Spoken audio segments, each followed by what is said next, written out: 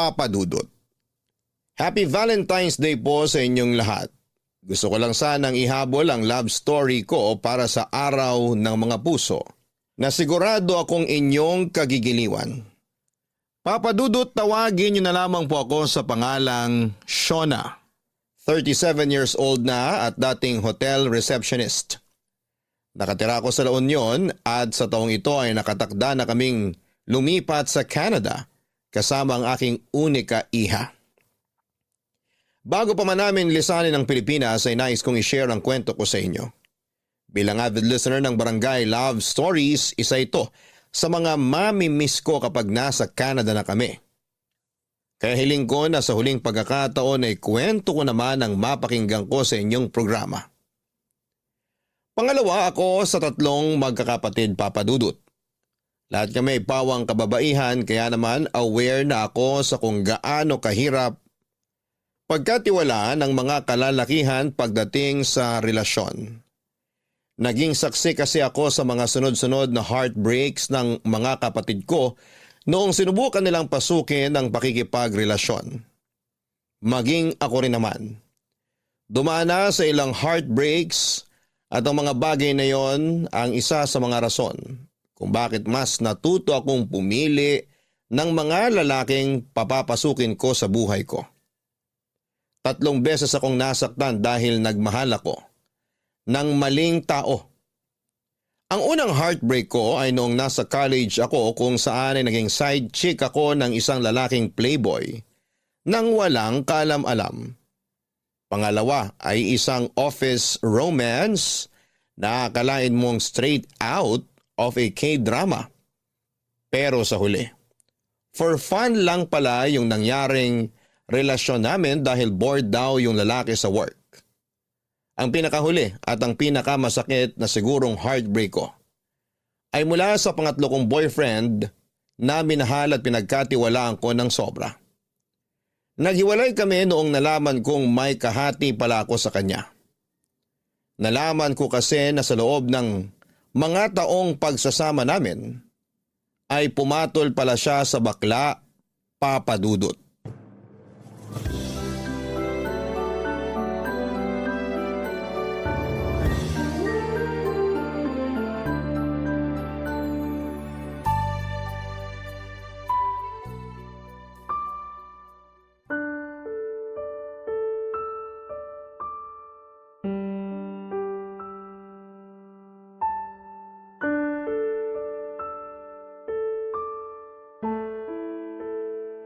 Shona, okay ka lang?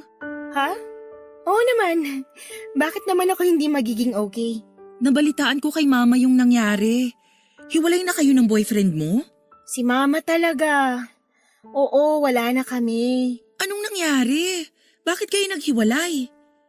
Mahabang kwento, wag yun ang alamin. Makikinig ako kahit abutin pa tayo ng ilang araw. Umusog ka dyan, tatabi ako. Sandali lang, hindi tayo kasya dito sa upuan. Kasya tayo. Alisin mo kasi ang throw pillow dyan. Ayan, see? Kasya. So go, magkwento ka na. Anong nangyari? Ayoko muna magkwento. Hindi pwede. Kailangan mong ilabas yung nararamdaman mo ngayon. Kung sosolohin mo lang yung nararamdaman mo, hindi mo kakayanin. Naku, maniwala ka sa akin. Sige na, ati mo ko. Kaya i-share mo sa akin yung pinapasan mong sakit. Gusto mo ba talaga makihati sa sakit o baka gusto mo lang makichismis? Siyempre kasama na yun. Joke lang. O sige na, ano ba kasing nangyari? Baka naman pwede pa nating maisalba yung relasyon ninyo. Hindi na pwedeng isalvage tong relasyon namin. Sirang-sira na yung tiwala ko sa kanya at kahit ano pang gawin niya, hindi na mabubuo ulit yung tiwalang yun. Bakit? Nagloko ba siya? May ibang babae ba siya? May iba na siya, pero hindi babae. Uy, ano? Lalaki? May ibang lalaki yung boyfriend mo? Oo, may lalaki siya ate. Ano? Teka. Sinasabi mo bang bakla yung boyfriend mo? Oo nga, paulit-ulit. Siyempre, gusto ko lang i-confirm. Sure ka ba rito? Kasi baka naman nagkakamali ka lang. Hindi naman siya mukhang bakla eh. Nahuli ko siya mismo, caught in the act sa isang parlor. Nadatnan ko siyang nakababa yung shorts niya habang niluluhuran siya ng parlorista na... Oo, wag mo na i-detalye. Gets ko na. My gosh! Shona, totoo? Saklap, no? Never pumasok sa isip ko na magagawa yun ng boyfriend mo. Pero sandali lang. Ano namang ginagawa mo sa parlor na yun? Tambayan kasi nila yung parlor na yun kasi malapit yun sa workplace niya. Gusto ko sana siyang i-treat ng dinner bago siya pumasok sa trabaho kaya pinuntahan ko siya sa bahay nila. Ang sabi sa akin ng nanay niya, lumabas na raw siya para mag-work. Eh di, pinuntahan ko siya sa work niya. Pagdating ko doon, hindi pa raw siya dumarating, sabi ng manager. Nabanggit ng katrabaho niya na baka nakatambay siya sa parlor. Ayun, pinuntahan ko yung parlor na tinutukoy niya tapos doon ko na nakita yung kahalayang ginagawa nila. So anong ginawa mo nung nakita mo sila? Siyempre nandiri ako kaya umalis ako agad. Hinabol niya ako para mag-explain pero hindi ko na siya pinansin. Hindi mo siya binigyan ng chance para magpaliwanag? Anong paliwanag pa bang magsasalba sa kadugyutang ginawa niya? Pero sana pinakinggan mo man lang kung bakit niya nagawa yun. Nag-message siya sa akin. Kailangan lang daw niya ng pera kaya siya kumapit sa bakla. Pinuntahan ko yung bakla sa parlor. Tinanong ko siya kung gaano na nila katagal ginagawa yun. 1 taon na raw. Grabe! Yuck! Nakakadiri! Pero alam ba nung bakla na may girlfriend yung tinitikman niya? Oo, at yung bakla pa yung matapang ha. Hindi ako confrontational na tao. Hindi ako marunong makipag-away kaya ang ginawa ko, hinayaan ko na lang sila. Nakipaghiwalay na lang ako. Dapat lang! Hindi ko ine-expect ha na matindi pala yung pangangailangan ng boyfriend mo. Kailangan talagang kumapit sa bakla para magkapera. Hindi ko nga rin alam na may financial problem pala siya eh. To think, napakarelihiyosong tao pa naman ng pamilya niya. Iba rin pala yung sakit, no? Lalo na kapag nalaman mong bakla yung side chick. Parang, ano ako? Hindi ako sapat, ganun? Ay, hayaan mo na yung taong yon. Kung gusto niyang mamakla, di mamakla siya. Ang mahalaga, nakatakas ka na mula sa panluloko niya.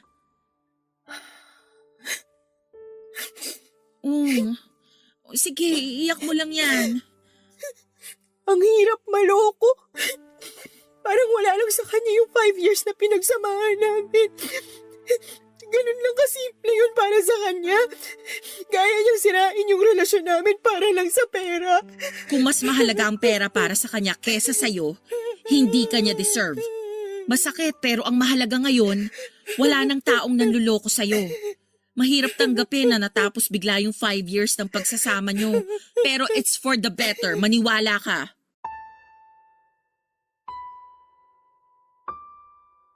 Ang mahirap sa breakup lalo na kung nanggaling kayo sa isang mahabang pagsasama ay ang mga naiwan itong alaala. Hindi masakit na hiwalay na kayo, masakit dahil patuloy mong naaalala ang masasayang memories na pinagsamahan ninyong dalawa. Katulad na lamang nung huli kong ex. Matagal bago ako naka-move on mula sa kanya at siya ang may tuturing kong pinakamasakit na hiwalayang nangyari sa akin. Dahil nagkaroon na kasi kami ng daily routine. Nagtatrabaho siya bilang graveyard shift sa isang fast food at pagkatapos ng duty nito ay lagi niya akong tinatawagan sa umaga para gisingin ako. For the past years, siya ang nagsilbing alarm clock ko. Kada linggo naman ay sinasama niya ako sa church nila para makiservice dahil anak siya ng isang church worker. Siya ang dahilan kung bakit mas napalapit ako sa Diyos at natutong maging relihiyoso. Sa mga importanteng araw ng buhay namin katulad ng birthday, anniversary at Valentine's Day, palagi kaming lumalabas noon para mag-food hunting ng mga bagong bukas na restaurant at mga trending na kainan. Gumagawa pa nga kami ng sarili naming reaction video at food review for our own consumption. Sa loob ng 5 taon ay naging parte na ng bawat araw ko ang ex kong yon. Bawat lugar, bawat gawain, pati bawat meme sa Facebook ay meron akong alaala niya. Sa pagkawala niya ay hindi ko na alam tuloy kung papaano ko pa ipagpapatuloy ang mga susunod na araw ko na wala siya. Maraming natapos na routine ko noong naghiwalay kami at isa yon sa mga bagay na nami-miss kong gawin, Papa Dudut.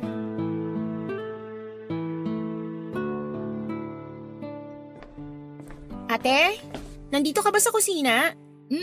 Shona, sakto, halika rito. Bakit? Maupo ka, may ipapakita ako sa'yo.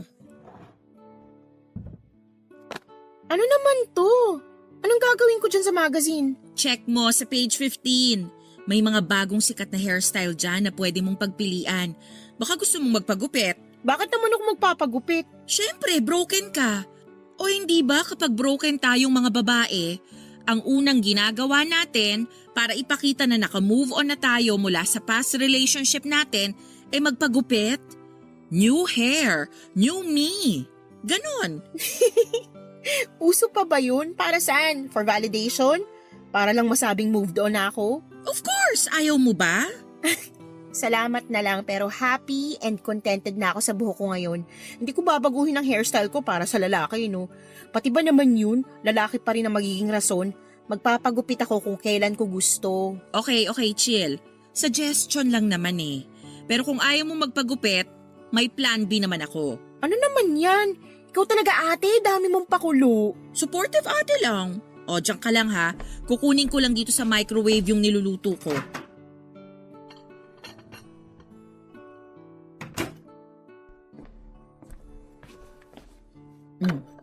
Ayan. Big Mac? Oo. Di ba comfort food mo yan? Nabasa ko online na nakakatulong sa pag-move on ang pagkain sa mga comfort food ng isang tao. Parang stress eating, ganon. Sa dami ng pwedeng pagkain ihain, Big Mac pa talaga? Oo, bakit? Ate, hindi mo alam ang kwento kung bakit naging Baked Mac ang comfort food ko. Bakit nga ba? Diyan kami nagkakilala ng ex ko. Nagunahan kami sa pagkuha nung natitirang Baked Mac sa isang convenience store nun. Doon na nag-start lahat. Ay, sorry. Hindi ko naman alam na may kwento pala yung Bake Mac na yan. Naku sayang, masarap pa naman to. Kasi pinatungan ko ng bechamel sauce tsaka niluto sa oven. Sige na, amin na. Sayang naman yung effort mo. Ayan, o sige, pagsaluhan natin to. Palitan natin yung memory mo sa Bake Mac. Simula ngayon, kapag Bake Mac na ang pinag-uusapan, itong araw na to ang maaalala mo. Salamat. Ate, may tanong ako sa'yo. Oh, ano yon? Paano ka nakalimot mula sa heartbreak mo nun? Paano mo natanggap yung nangyari? Ako? Paano nga ba? Kung hirap sagutin yan eh kasi maski ako, hindi ko rin alam kung anong ginawa ko noon. Siguro, niyakap ko na lang yung sakit. Hinayaan kong masaktan ako. Hinayaan kong maramdaman ko yung sakit ng hiwalayan namin. Tapos, nasanay na lang ako sa sakit. Tayo naman kasi parang may sariling immune system din yung emotions natin eh. The more na nararamdaman natin yung pain, the more na gumagawa ng paraan yung utak natin para ma-immune tayo sa sakit. So dapat hayaan ko na lang yung sakit na nararamdaman ko ngayon? Oo. Wala ka namang ibang choice. Wala namang pain reliever para sa mga ganyang klaseng sakit eh. Kung meron, edi sana wala nang takot ma-broken heart kapag nagkataon, 'di ba? Gaano katagal? Ilang araw ang kailangan kong danasin bago ako masanay sa sakit. Hanggang sa matanggap mo na ang totoo na wala na kayo, na hindi siya para sa'yo. Ang hirap. Madaling magpanggap na okay lang pero mahirap tanggapin na hindi pa ako okay. Alam mo kung ano ang isang bagay na natutunan ko sa pag-ibig base sa mga heartbreak ko?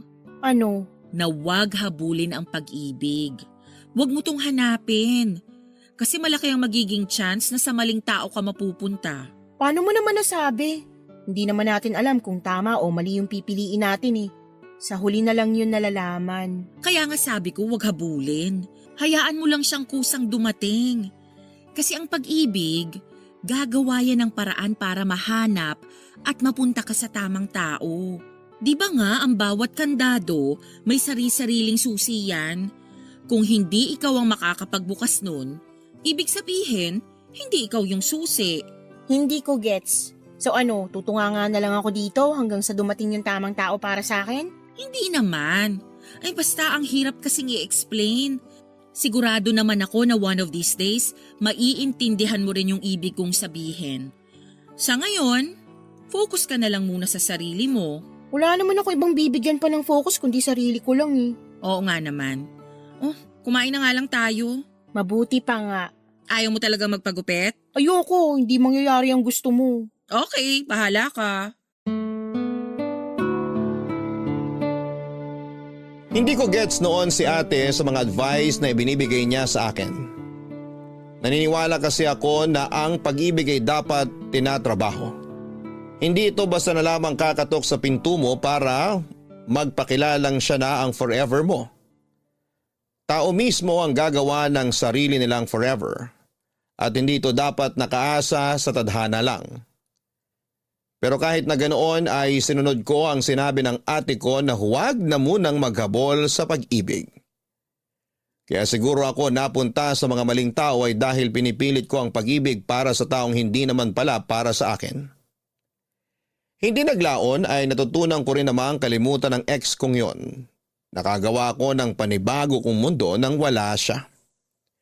Akala ko mahirap nung una pero kapag natanggap mo na ang katotohanan ng hindi dapat, iniiyak ka ng isang taong manloloko ay madali na lang kalimutan ang lahat. Ibinaon ko sa limot ang past experiences ko at iniwan ko sa utak ko ang mga aral na natutunan ko.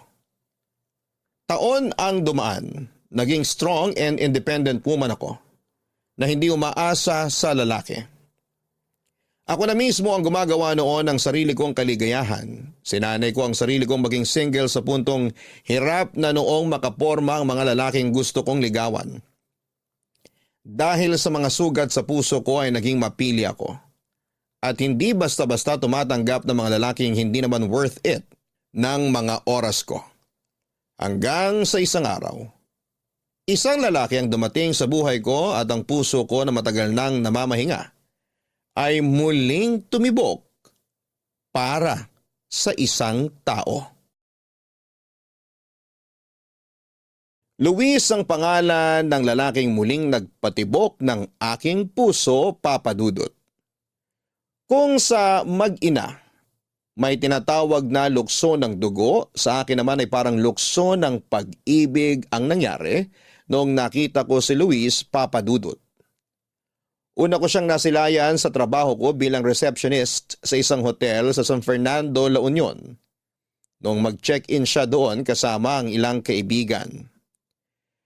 Sa kanya unang nabaling ang tingin ko dahil sa kakaiba nitong tangkad na parang aabot ng mahigit 6 feet. Maputi din siya. Pinakamaputi sa kanilang magkakaibigan. May arm tattoo ito at kahit nakasuot ng cap ay kitang-kita ang chinito features nito sa mukha niya.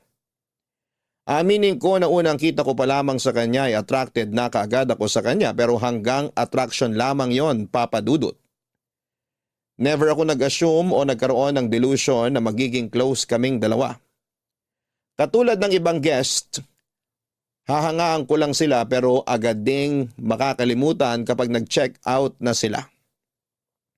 5 araw na nagstay ang grupo nila Luis sa La Union matapos silang magbakasyon dahil Holy Week noong time na yon. Sa ikalawang araw ng stay nila ay nagkaroon kami ng interaction ni Luis. Matapos itong mag-request ng housekeeping services sa kwarto nila. Pupunta raw sila sa Ilocos that time at gusto nilang pagkabalik nila ay malinis na ang kwarto nila. Ang unang impression ko kay Luis ay napaka-sweet nitong magsalita. May pagka-feminine gumalaw pero malakas pa rin ang appeal. Hindi ko alam kung bakit sobrang attracted ako sa kanya that time. Pagka-uwi ko sa bahay noong araw na yon ay agad ko siyang hinanap sa social media, Papa Dudut. Uy, Shona. Sino yan? Sino yung tinitingnan mo sa Facebook? Ang talas talaga ng mata mo. Nakita mo pa tong ginagawa ko ay nakapatay na nga yung ilaw. Mabilis tong mata ko, lalo na sa mga taong cute. At saka ang laki kaya ng screen ng laptop mo. So sino ba yan? Manliligaw mo? Hindi. Halika rito. Stalk natin profile niya. Sino nga? In fairness, ang pogi ha. Pogi, no? Guest namin sa hotel. Akala kong artista nung una eh. Hindi siya artista?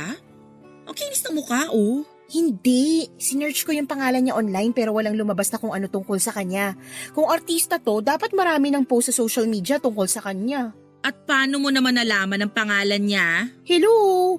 Hotel receptionist ako. Ako nag-check ng ID niya nung nag-check-in sila. Ay, kaloka ka! Hindi ba bawal yun? For personal consumption lang naman, hindi ko naman ipagkakalat yung info niya. Iba ka rin gumalaw, no? Na-add mo na ba siya? Hindi pa. Nahihiya ako eh. Uy, bakit naman? Add mo na, dali! Ayoko. Tingnan mo nga, mukhang burgis. Burgis? Oo, in short, anak mayaman. Tamo, branded ang mga damit. Tapos, kung saan-saan na nakapasyal. Masyado siyang mataas para sa akin. Kutis pa lang. Halata na yung langit lupa naming pagitan. Ia-add mo lang naman kung saan na nakarating yung pag-iisip mo. Paano mo naman nasabing burgis yan? Patingin nga. Tingnan mo to. Check mo kung saan siya kumakain. Hindi ba mahal tong steakhouse na to? Tingnan mo. Trip lang niyang kumain doon.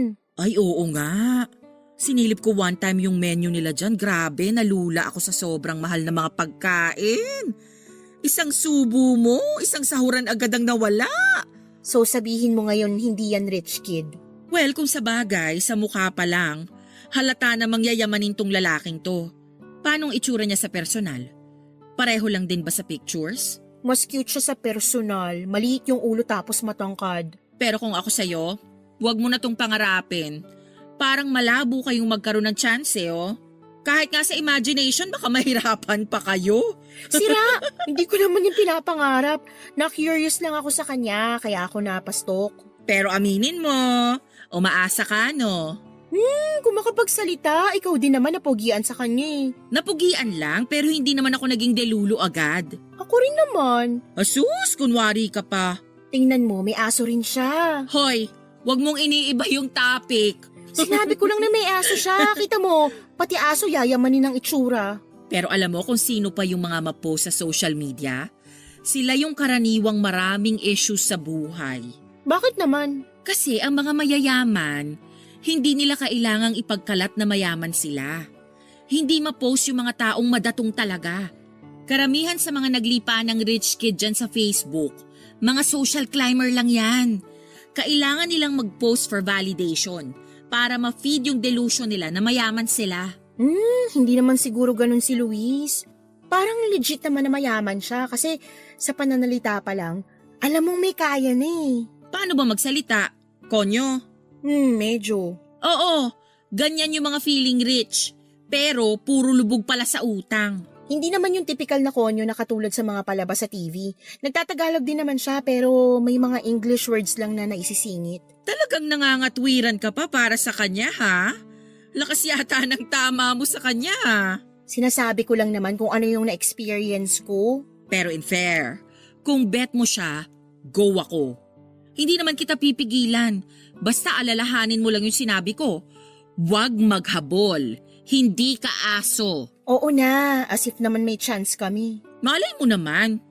Hindi naman nabago yung rich man, poor woman love story eh. Nangyayari din naman yung sa totoong buhay. Ano, add ko na ba? Kasasabi lang na huwag maghabol eh. Hindi naman yun paghahabol. Paano kami magkakakilala kung hindi ko siya i-add? Destiny will provide a way. Maghintay ka lang. 5 days lang talaga sila rito at nangangalahati na sila. Paubos na yung time ko. Bahala ka. Basta sinabihan na kita. Tuwing naka-duty ako ay para akong tagahanga noon na laging nakaabang sa lobby ng hotel at umaasang makikita ko ulit si Luis. Nakabantay din ako sa telepono dahil baka bigla siyang tumawag para mag-request ng kung anuman ang kailangan nila. Nag-overtime pa nga ako noon sa trabaho para lang maabangan ko ang grupo nila. Kaso nga lang sa mga sumunod na araw ay hindi ko na ulit nakita pa ang anino nito. Lagi kasi siyang nasa labas kasama ang mga kaibigan nito at saka na lamang sila umuuwi sa hotel kapag gabi na para matulog, maligo at magpahinga. Naintindihan ko naman yon dahil nasa La Union sila para mag-relax at mamasyal. Hindi para mamalagi sa hotel nila. Akala ko noon ay hindi na ulit kami magkikita ni Luis, kaya itinoon ko na lamang sa iba ang atensyon ko. Actually, nawala rin siya sa isipan ko simula noong hindi ko na siya nakita pa. Isa pa ay hectic noon ang schedule namin dahil nga sa pagdagsa ng mga turista gawa ng Holy Week. Ang hindi ko inaasahan, pagtatagpuin din pala kami muli ng panahon dahil sa huling araw nila sa kanilang bakasyon. Pauwi na ako sa trabaho ko noon at inaantay si Ate Cindy para sunduin ako. Noong nagkita ulit kami ni Luis. Umuulan noon at wala akong maparang tricycle na masasakyan kaya nagpasundo ako kay Ate Cindy. Habang nanonood ako ng video sa phone ko, isang grupo ng magkakaibigan ang dumating. Napalingon ako sa kanila dahil medyo maingay sila. Biglang tumibok ng mabilis ang puso ko noong ma-realize ko kung sino sila. Sila ang mga kaibigan ni Luis, Papa Dudut. Agad na hinanap ng mga mata ko si Luis at noong mahanap ko siya ay hindi ko maiwasang mapangiti. Sobrang cute niya kasi. Napaka-perpekto ng mukha nito at sa ang anggulo mo man siya tingnan ay pogi pa rin. Habang pinagmamasdan ko siya, ang kilig na nararamdaman ko ay napalitan ng kaba noong na-realize kong nakatingin din pala siya sa akin at naglalakad na palapit sa pwesto ko.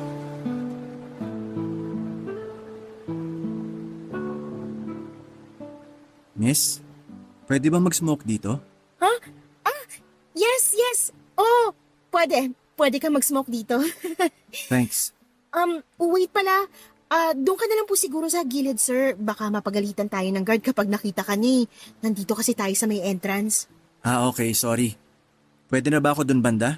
Dito na lang po kayo. May alam akong spot na tago. Okay. Sunod po kayo sa akin. Malayo ba? Hindi naman po. Dito lang po sa may gilid. Kahit dito na po, pwede na. May mga halaman naman dyan eh. Hindi ka na makikita. Wala ba kayong smoking area? Wala po eh. Minsan nga, dyan na lang sa gilid-gilid naninigarilyo yung iba. Naiwan po yata kayo ng mga kaibigan nyo. Pumasok na sila. It's alright. Nagpaalam naman ako sa kanila na mag-smoke lang ako saglit. Kailangan ko to kasi napagod ako sa pinuntahan namin eh. Mukhang marami po kayo napasyalan ngayon ah. Yes, nag-grape picking kami sa may Bewang? Hindi ko na maalala yung pangalan ng lugar. Sa Bawang. Opo, maraming grape farm doon. Sakto in season ng grapes ngayon. Yeah, kaso not my cup of tea.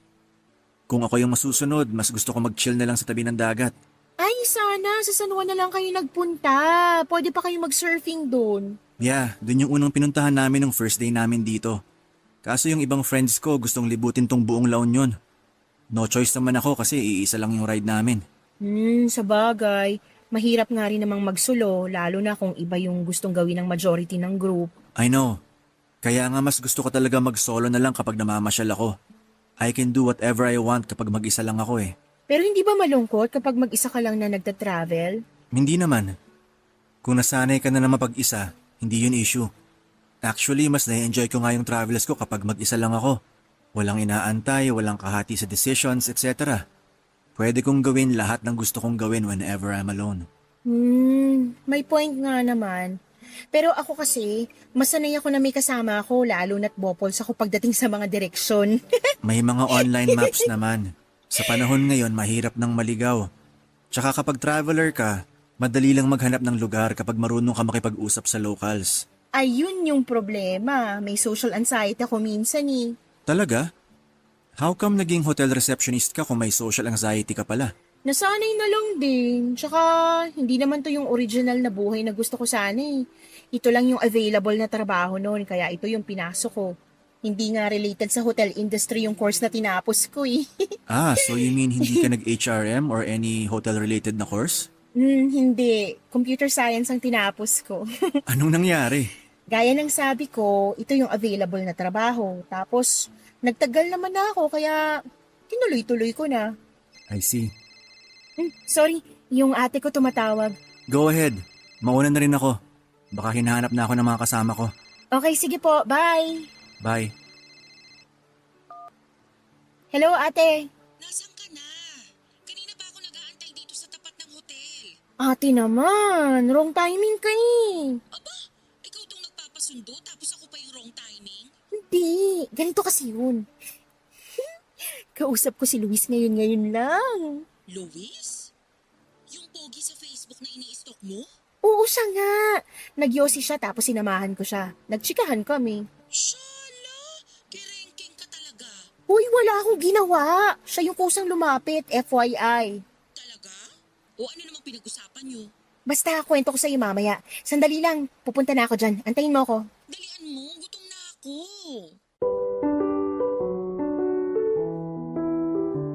Inis na inis ako ng time na yon kay Ate Cindy kasi napaka-wrong timing ng dating niya. Kung kailan napapalalim na ang kwentuhan namin ni Luis ay saka naman siya dumating para sirain ang moment namin. Pero kahit papaano ay masaya ako dahil bukod sa nakita ko ulit si Luis ay nakausap ko pa siya at nagkaroon ako ng kaunting background sa buhay niya. Sa naging pag-uusap namin ni Luis, pakiramdam ko ay napakabait niyang tao. Napaka-soft spoken kasi niya. Lagi siyang nakangiti at very approachable at down to earth ang aura nito. Kahit na mukha siyang yayamanin. Dahil sa nangyaring interaction sa pagitan naming dalawa, ay nagkaroon ako ng lakas ng loob para i-add siya sa Facebook na agad naman niyang inaccept. Alam kong binilinan ako ni Ate Cindy na huwag maghabol ng pag-ibig. Pero kung tulad din lang naman ni Luis ang hahabulin ko ay kahit ilang kilometro pa yan ay hahabulin ko siya, Papa Dudut. Oo, medyo maharot ako sa part na yon pero isa lang naman akong hamak na babae na nahulog ang loob sa isang cute na tulad ni Luis. Pag-accept sa akin ni Luis, inintay ko na siya ang unang mag-reach out sa akin para hindi naman masyadong halata na gustong gusto ko siya. Pero noong nakaligot na kakain na ako, ay wala pa ring message sa akin si Luis. Siguro hindi lang talaga siya kasing interested sa akin katulad ng pagkakaroon ko ng interes sa kanya. Nang gabing yon ay hindi ako makatulog dahil sa kakaisip sa kanya. Kung ano-anong conversation starters na ang pumasok sa isipan ko. Para kung sakaling mag-message ako sa kanya ay worth it naman akong replyan niya. Pero bago pa man ako makapag-isip ng topic na i-message sa kanya ay inunahan na ako ni Luis. Halos magtatalon ako sa tuwa noong nakita ko ang notification sa phone ko kasama ang mensahe nitong hi. Papadudod sa Facebook nagpatuloy ang ugnayan namin ni Luis.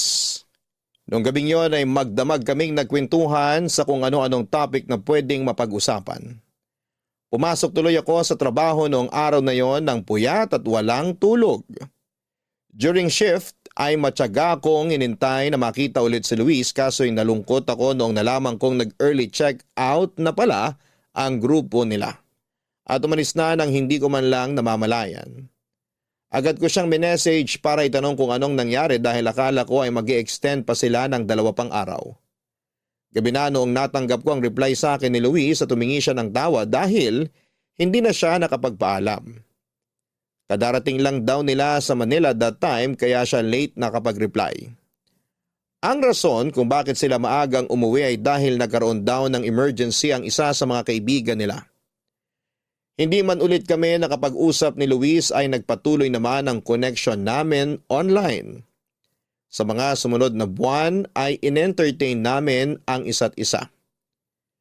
Pero ang pagiging malayo namin ang naging dahilan kung bakit kalaunan ay lumabo rin ang interest namin sa bawat isa.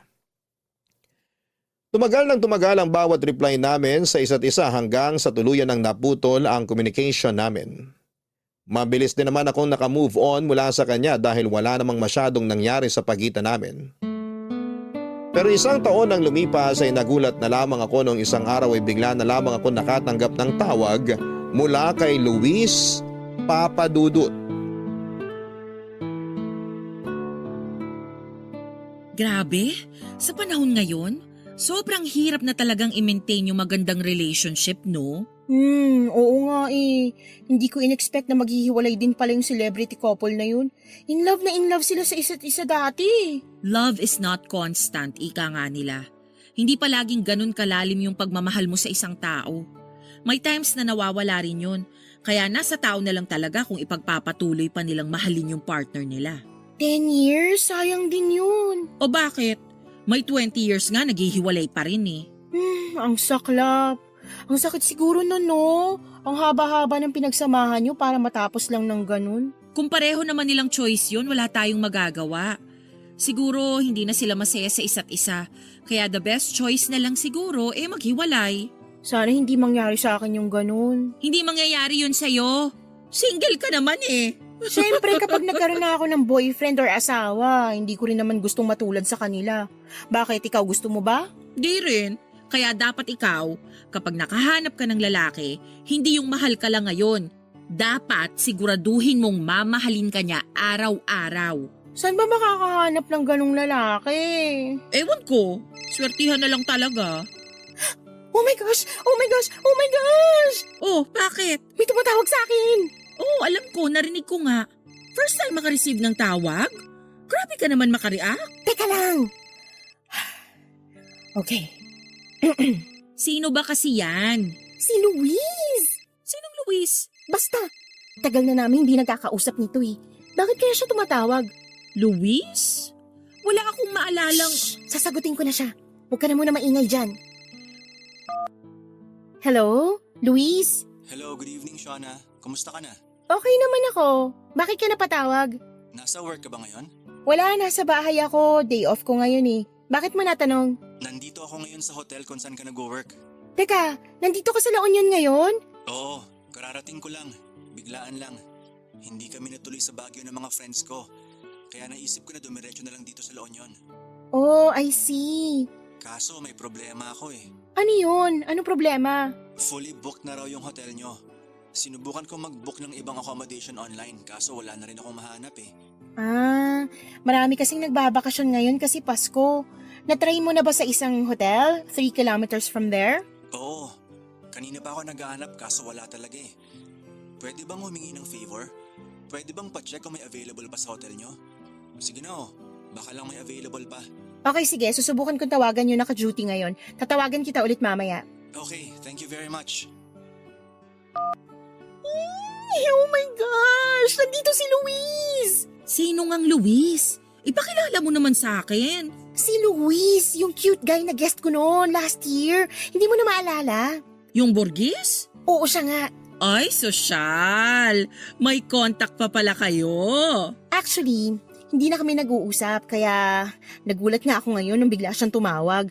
Naalala niya pa pala ako hanggang ngayon. O bakit naman daw napatawag? Ano raw ang kailangan?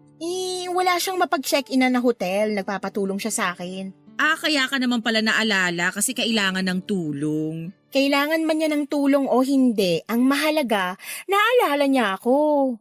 Ay, diyan ka na muna. Tatawag lang ako sa hotel. Talande. Malaki ang ipinagbago ni Luis simula nung huling pagkikita namin. Wala na akong update sa kanya noon at madalang din naman siyang mag-post sa Facebook niya kaya nagulat ako sa bagong itsura nito. Kung noon ay very soft boy ang itsura nito, noong time na magkita kami ulit ay rugged look na siya. Tinubuan ng mga balbas ang mukha nito pero kahit ganoon ay hindi pa rin naman siya dugyot tignan.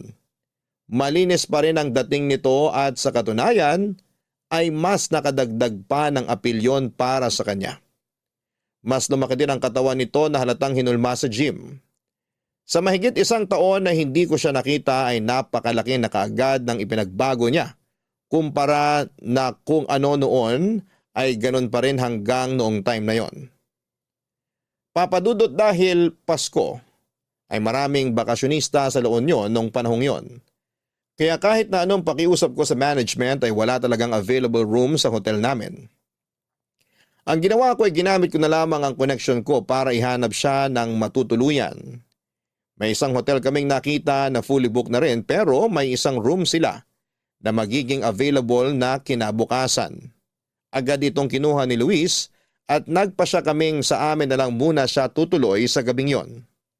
Gulat na gulat noon ng mga kapatid at magulang ko nang bigla na lamang akong nag-uwi ng lalaki sa bahay. Kung ano-ano ang iniisip nila kesyo buntis daw ako at kailangan ko nang magpakasal. Mabuti na lamang at inexplain din namin kaagad ang sitwasyon at naalala din ni Ate Cindy kung sino si Luis matapos ko siyang ipakilala. Nang gabing yon ay nagaya si Luis na kumain sa labas para pasalamatan ako sa ginawa kong pagtulong sa kanya. Pagkatapos namin kumain ay nagpunta kami sa tabing dagat para magpahangin.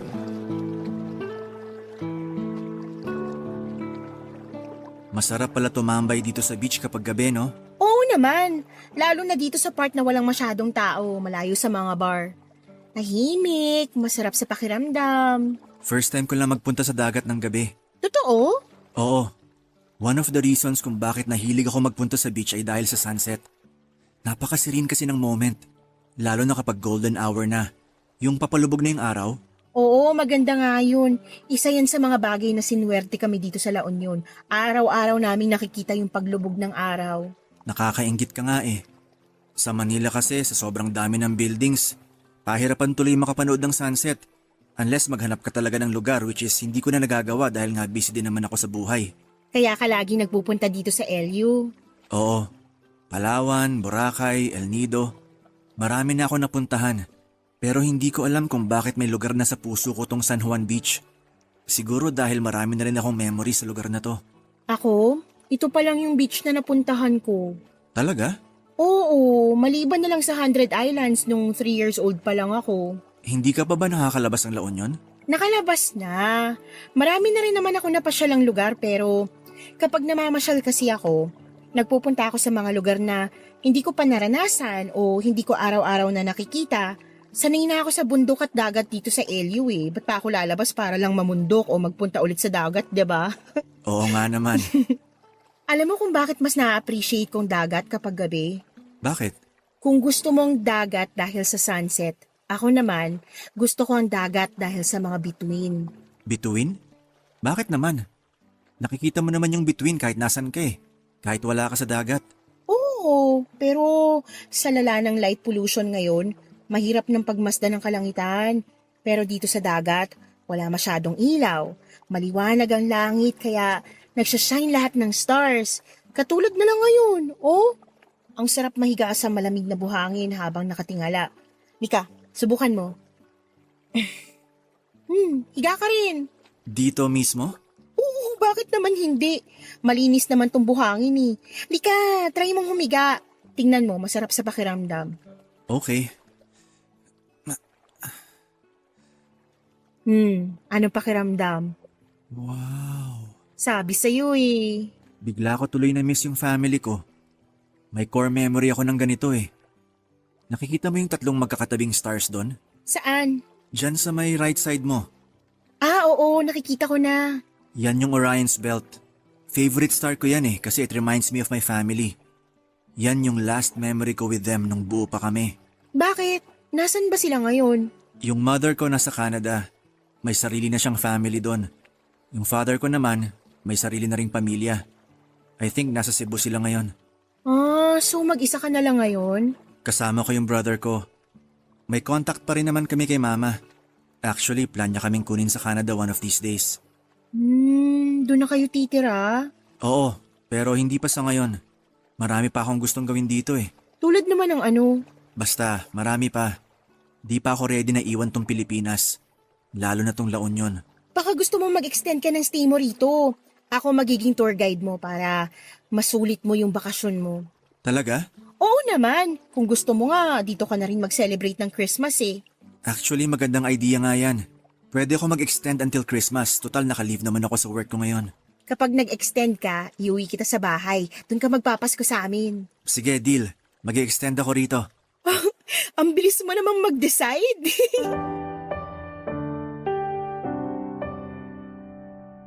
Ako ang nakasama ni Luis na naging Christmas vacation nito. Nakipag-usap pa ako noon sa mga katrabaho ko para makipagpalitan ako ng schedule para lamang mapagbigyan ko si Luis at para na rin may pasyal ko siya sa buong La Union. Kung kinakailangang umabsent pa ako sa trabaho noon ay gagawin ko. Maganda naman po ang record ko sa work kaya sigurado kung hindi yun problema para sa management. Papadudot isa yon sa mga Paskong hindi ko makakalimutan. Iba rin pala kasi sa feeling na i-celebrate ang diwa ng Pasko kasama ang isang estranghero. Sa pamamagitan noon ay nakapag-open up ako kay Luis without judgment. Nakakapagsabi ako ng opinyon ko nang hindi nabibigyan ng mali siya. Bukod doon ay nalibre pa ako ng pagkain at nakapamasyal. Good listener si Luis pero marunong din siyang magbigay ng saloobin nang hindi nakakainsulto lalo na kung magkaiba kami ng opinyon. Sa loob ng 3 araw na pamamasyal naming dalawa ay never akong nakaramdam sa kanya ng awkwardness. Very gentleman siya, maalaga at protective. Akala ko noon, ako lang ang nag-enjoy sa pagsasama naming dalawa. Hindi ko alam na maging siya ay nagustuhan din pala ang stay niya sa La Union kasama ako. Kaya naisipan niyang mag-extend pa ng bakasyon hanggang sa Pasko. At dahil wala naman siyang kasamang mag-celebrate ng Christmas noon ay in-invite ko na lamang siya sa bahay para doon mag-celebrate kasama ang pamilya ko. Doon na niya nakabanding ang mga magulang at kapatid ko, Papa Dudut. Umuwi si Luis bago ang New Year. Pero kahit magkalayo ay nanatili ang communication naming dalawa sa mga sumunod pang buwan. Hanggang sa ang pagkakaibigan naming dalawa ay na-develop sa pag-iibigan. Hindi na lang attraction ang naramdaman ko sa kanya noon dahil cute siya. Kundi may feelings na rin itong kasama dahil sa napakaganda nitong personality. Hindi siguro kayo maniniwala, Papa Dudut, pero ako po ang unang nag-confess kay Luis ng pagmamahal ko sa kanya. Pinag-usapan naming dalawa kung gaano ba kami kaseryoso sa nararamdaman namin para sa isa't isa. At kung kakayanin ba naming magkaroon ng long-distance relationship. Matapos i-consider ang mga pros and cons ng relasyon namin ay nag-decide kaming pumasok sa isang relasyon. Mahirap ang magkaroon ng LDR boyfriend dahil hindi ka makakatanggap ng update sa buhay niya unless siya mismo ang mag-update sa'yo.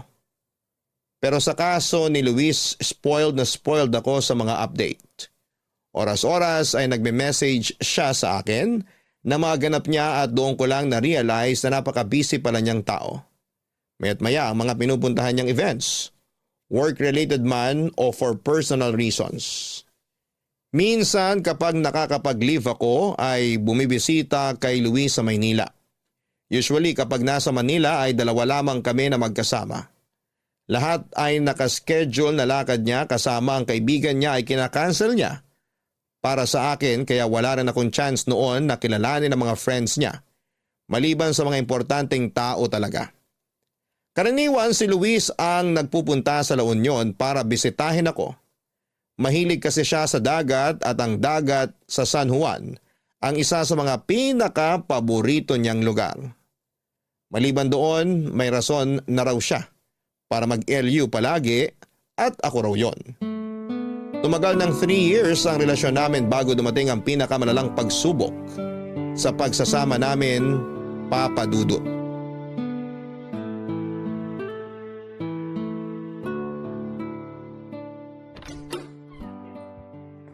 Shona! Sa wakas nakauwi ka na! Kanina pa kita hinihintay. Hindi ka man lang nag-reply sa mga message ko. But empty yung phone eh. Naiwan ko yung power bank ko kaninang umaga. Bakit? Ano bang meron? Huwag kang magugulat sa ipapakita ko sa'yo ha. May sinend kasi sa aking video yung kaibigan ko. Anong video? Video ni Luis. Luis? Anong klaseng video? Mas maganda kung panoorin mo na lang. Halika rito. Patingin nga. Play mo na. Familiar ba yung lalaking nakaitim? Si Luis yan, di ba? Hindi ko sure. Si Luis yan. Hawig na hawig niya oh. Bakit kanya siya sumayaw? Parang bakla. Kanino ba galing tong video na to? Sandali lang. May mas grabe pa dyan. Antayin mo. Ayan na. Hinahalikan niya yung kasayaw niyang lalaki. Hindi. Hindi si Luis yan. Baka naman kamukha lang niya yan. Imposibleng si Luis yan. Kahit saang anggulo mo tignan, si Luis yung nasa video. Nakita mo ba kung paano siya gumalaw? Daig pa niya yung babae kung gumiling. Grabe makatwork! Sobrang wild! Hindi siya yan. Paano mo mapapatunayan na si Luis yan? Shona, ikaw ang girlfriend ni Luis. Mas ikaw ang nakakaalam kung siya ba yung nasa video o hindi. Hindi nga siya yan, ano ba? Mas magaling ka pa sa akin eh. O huwag kang magalit sa akin. Tinutulungan lang kita para hindi na ulit masaktan yung puso mo. So anong gusto mong palabasin? Na bakla si Luis? Ano ba yung nakita mo sa video? May kasayaw siyang lalaki, di ba? Mas malambot pa sa sex bomb yung katawan niya kung sumayaw. Ang malala, hinalikan pa niya yung kasayaw niya sa harap mismo ng mga tao. Ano sa tingin mo, hindi ba bakla yung ganung asta? Hindi lang yung simpleng halik, Shona. Nilaplap niya yung kasama niya. Tama na! Oh sorry, nadala lang ako. Hindi ko rin naman inaasahan na ganun pala yung boyfriend mo eh. Saan mo nakuha yung video na yan? Sinento sa akin ng kaibigan ko nung college. Naging kaibigan daw niya si Luis nung nasa Maynila pa lang sila. Nagkakilala sila sa bar. O hindi ba mahilig din mag-bar si Luis? Hoy, Shona! Sandali, nag-iisip ako. Pinoproseso pa ng utak ko yung napanood ko. Kung gusto mo, ikaw na lang mismo makipag-usap sa kaibigan kong yon. Kaya raw niyang magbigay ng pruweba na si Luis nga yung nasa video. Bakla ang boyfriend ko? Bakit? Anong klaseng trip to? Pinaglalaroan ba ako ng tadhana? Binigyan ako ng ex na namamakla tapos ngayon, boyfriend na bakla? Siguro mas makakabuti kung si Luis na lang mismo ang kausapin mo tungkol dyan. Mas maganda yung maliwanagan ka. Kung totoo mang bakla siya, bakit ngayon ko lang nalaman? Paano niya naitago yun sa akin? Eh hindi naman kasi ganun kadaling malaman ang sexualidad ng isang tao eh. Masyadong komplikadong bagay na yan. Kasi ang sexuality, hindi naman yan black and white lang. Kaya nga rainbow ang kulay nila, di ba? Kaya nga LGBTQIA+ ang tawag sa komunidad nila dahil maraming klase yan. At kung ano man si Luis sa mga letrang yan, yun ang dapat mong alamin. May mga bakla na halata, may mga bakla na hindi mo aakalaing bakla. Nasa kanya-kanyang gender expression nila yan. Pero kitang-kita sa video kung anong klase siyang bakla. Mas malandi pa siyang sumayaw kaysa sa akin eh. Ibig bang sabihin nun nagpapanggap lang siya sa loob ng mahigit 3 taon na pagsasama namin? Isang video lang yung napanood natin. Katulad nga ng sinabi ko, mas mabuting siya na lang ang kausapin mo mismo tungkol dyan. Tsaka para na rin sa... O teka, saan ka pupunta? Sa kwarto. Hindi nagpa-function ang utak ko ngayon. Gusto ko na lang muna mapag-isa. Nandito lang ako kung gusto mo nang makakausap.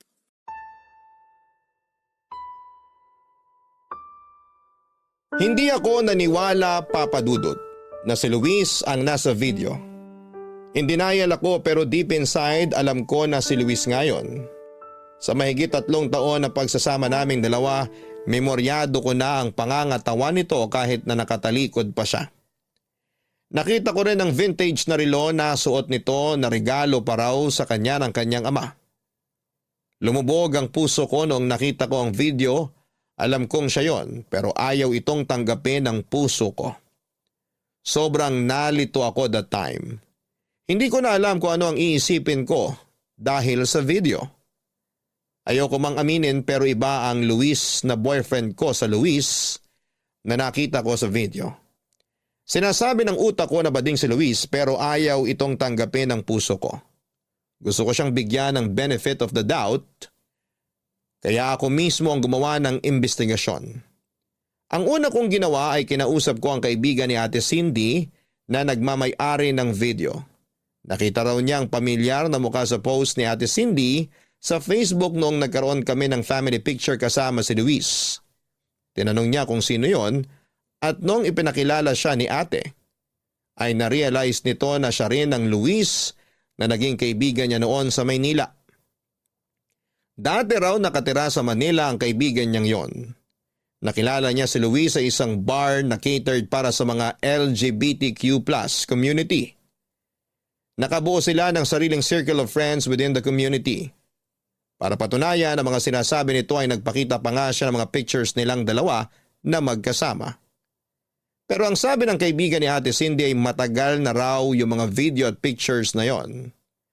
3 to 4 years ago na raw ang mga kuhang yon.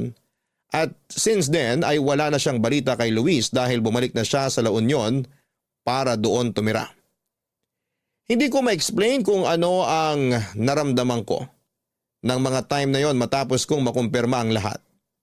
Sobrang nag-overthink ako ng malala sa puntong wala na akong ibang ginawa kundi ang umiyak.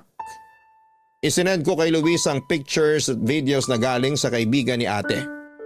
Saka ko pinatay ang phone ko. Barangay Nang Love gabing yun Stories. ay nakatulog Barangay ako na Love basa Stories. ng luha ang unan ko.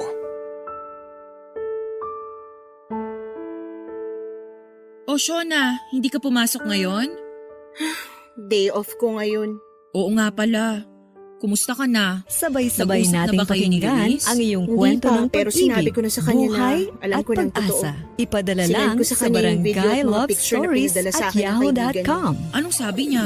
Nagustuhan alam. ng iyong napakinggan? Pagkatapos Ituloy ko yan i-send yun via sa kanya live kagabi, stream sa nag-off ako ng phone.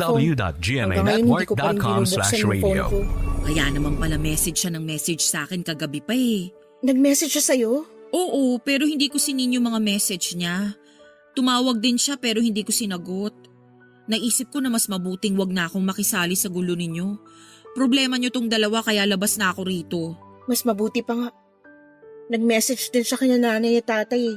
Sinabihan ko sila na may konting pagtatalo lang kami kaya wag na lang nilang pansinin yun. Hindi mo pa ba i-check kung ano yung paliwanag niya? Sure ako nag-aalala na yun sa'yo. Ayoko pa. Natatakot ako sa maaaring sagot niya eh. Paano kung totoo nga na bakla siya? Kung bakla man siya, hindi mo ba siya matatanggap? Bakla siya? Paano siya magmamahal ng isang babae? Hindi natin alam kung anong nilalaman ng puso niya. E paano kung totoo naman pala na mahal ka niya kahit na bakla siya? May mga bakla kaya rin magmahal ng babae ah. Hindi ko alam. Hindi pa ako ready na malaman ng totoo. Shona, Luis, anong ginagawa mo rito? Kailan ka pa dumating? kaninang umaga lang, nung na-receive ko yung message mo tapos hindi na kita makontakt, bumiyahe agad ako papunta rito sa La Union. Naisip ko na mas magandang pag-usapan natin to ng personal. Maiwan ko na muna kayong dalawa para makapag-usap kayo ng masinsinan. Thank you. Hindi mo sinasagot yung tawag ko. Nakapatay yung phone ko. Hindi ko alam kung ano isasagot ko sa'yo kung sakali mang totoo yung nasa video. Totoo yon. Ako nga yung nasa video at pictures na sinend mo sa akin kagabi. So bakla ka nga? I consider myself as pansexual. Yun ang sexual orientation ko. Pansexual? Ano na naman yun? Ang ibig sabihin nun, nagkakagusto ako sa tao, ano man ang kasarian nila. Pero paano yun? Paano nangyari yun? Shona, hindi ako nakabase sa gender ng isang tao. Hindi naman yung gender nila yung minamahal ko kundi yung tao mismo. Whether babae ka man, lalaki, lesbian, trans, kung gusto kita, gusto kita. At ngayon, ikaw yung gusto ko. Ikaw yung mahal ko. Yung lalaki sa video na hinalikan mo, nakarelasyon mo rin ba siya? Oo, ex ko siya. Kasama ko siya noon nung nagbakasyon kami rito nung Holy Week. Siya rin yung reason kung bakit hindi natuloy yung Baguio trip namin noon at mag-isa ako nagbakasyon dito sa La Union nung Christmas. Naghiwalay kami. Ibig sabihin nung nagpasko ka sa amin, kahihiwalay nyo lang nung ex mo? Hindi. Siguro 4-5 months na kaming hiwalay that time. Kung iniisip mo man na ginawa kitang rebound noon, hindi yun yung kaso. Naka-move on na ako sa kanya bago pa man tayo naging close. Shona, alam kong pinagdududahan mo ako ngayon at naiintindihan ko kung bakit. Pero sana wag mong pagdudahan yung pagmamahal ko sa'yo kasi totoo tong nararamdaman ko. Bakit hindi mo sinabi sa akin na ganito ka pala? Hindi ko naman inakala na issue pala yun Para sa akin kasi wala lang yun. Wala lang yun para sa'yo pero para sa akin big deal yun. Ang hirap lang isipin na yung boyfriend ko may ex na lalaki. Ang hirap tanggapin. Shona, sana naman lawakan mong pag-iisip mo. Sa mundo natin, hindi lang lalaki at babae ang nabubuhay. Alam ko, hindi ko lang inaasahan na ganito yung mangyayari. Ngayong alam mo ng totoo, nagbago na bang tingin mo sa akin? Hindi ko alam. Hindi pa ako makapag-isip ng maayos ngayon Mas maganda kung hayaan mo na lang muna ako. Kung yun ang gusto mo, bibigyan kita ng space. Pero please, Huwag mo naman akong iwan.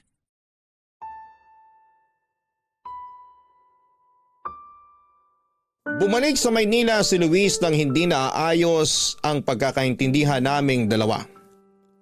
Hirap pa akong tanggapin noon ang katotohanan na bakla ang boyfriend ko.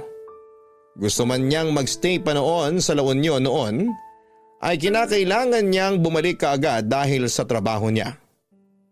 Ganon pa man, kahit galit ako sa kanya, ay hindi tumigil si Luis sa pagpapaliwanag ng side niya. Sinuyo niya ako ng sinuyo at mas lalo niyang pinatunayan sa akin sa mga sumunod na linggo ang pagmamahal niya para sa akin. Oo, Papa Dudut, galit ako sa kanya dahil itinago niya mula sa akin ang totoo, pero sa kabila ng galit kong yon, ay nanatili pa rin ang pagmamahal ko kay Luis. Hindi nagtagal ay unti-unti ko rin namang natanggap ang katotohanan. Bakla si Luis at mahal ko siya kahit na ganon man ang kasarian niya. Tanggap ko ito dahil ganon naman talaga ang pag-ibig. Hindi ito namimili ng itsura, estado, edad at kasarian. Ang importante ay pareho naming mahal at ginagalang ang isa't isa. Nagpatuloy ang relasyon naming dalawa ni Luis. Pagsapit ng 4th anniversary namin ay kinailangan na noon nilang mag-migrate sa Canada kasama ang kapatid nito. Bago siya umalis ay nagpakasal kaming dalawa at nangako siya sa akin na pagdating ng panahon ay kukunin din niya ako sa Canada. Papa Dudut, ibang LDR na pareho kayong nasa Pinas kesa sa LDR na nasa magkaiba kayong bansa. Mas mahirap ito kesa sa naunang pagsasama namin, pero kahit na ganoon, ay siniguro ni Luis na never magkakaroon ng puwang sa isipan ko ang pag-aalala at pag-overthink. Once every other year ay ginagawa ni Luis ang lahat para makauwi sa Pinas para bisitahin ako hanggang sa nagkaroon kami ng isang anak. Ngayong taong ito ay nakatakda na rin kaming umalis ng Pinas para tumira sa Canada kasama ang asawa ko, Papa Dudut. Ito ang kwento namin ni Luis. Sana'y napakilig namin ang inyong Valentines. Maraming salamat po, Papa Dudut, ang inyong forever kapuso at kabarangay. Shona. Mga kabarangay, tandaan na ang tunay na pagmamahal ay walang pinipiling kasarian. Maging bukas sana tayo sa pagkakaroon ng malayang pag-ibig at naway tanggapin natin ang lahat ng uri nito. Sapagkat sa huli, Dear Papa Dudut, sa mundong mapanghusga ay hindi na talaga may iwasang pagtaasan ng kilay ng mga tao ang dalawang nagmamahalan na mayroong malaking age gap. Ganyan ang sinapit ko noong napamahal ako sa isang binatang 10 taon ang agwat mula sa akin. 35 years old na ako ngayon, samantalang 25 years old naman ang boyfriend ko. Tawagin na lamang akong Marie, samantalang Hari na lang ang itawag ninyo sa boyfriend ko. Isa po akong masahista sa Morato na mayroong madilim na nakaraan. Lumaki ako sa isang pamilyang walang magulang. Tanging ang lola ko lang ang nag-alaga sa aming magkakapatid noong kami musmos pa lamang. Aminado naman po ako noong kabataan ko ay talagang walang direksyon ang buhay ko. Dahil walang magulang na gumabay sa akin. Napunta ako sa mga maling tao. Nagkaroon ako ng mga kaibigang walang ibang ginawa kung hindi ang sirain ang buhay nila. Hindi po ako nakapagtapos ng pag-aaral dahil mas pinili ko ang barkada ko noon kesa sa edukasyon. Dahil sa barkada ay natuto akong magbisyo. Nalulong ako sa ipinagbabawal na gamot at ilang beses na rin po akong hinuli ng mga pulis dahil sa panggugulo. Pero nagbago ang lahat noong namatay ang lola ko. Naiwan sa akin ang responsibilidad na alagaan ang mga nakababata ko pang kapatid. Sa edad na 22 ay naging taga-silbi ako sa karinderya. Naging waitress ako sa bar, naging kasambahay at naranasan ko ring maging ticket seller sa isang terminal ng bus. Lahat ng iyon ay ginawa ko para sa mga kapatid ko. Hanggang sa isang kaibigan na nagpasok sa akin sa isang massage parlor. Inaral kong maging massage therapist. At simula noon ay doon na po ako nagtrabaho hanggang sa kasalukuyan. Doon ko na rin po nakilala si Harry.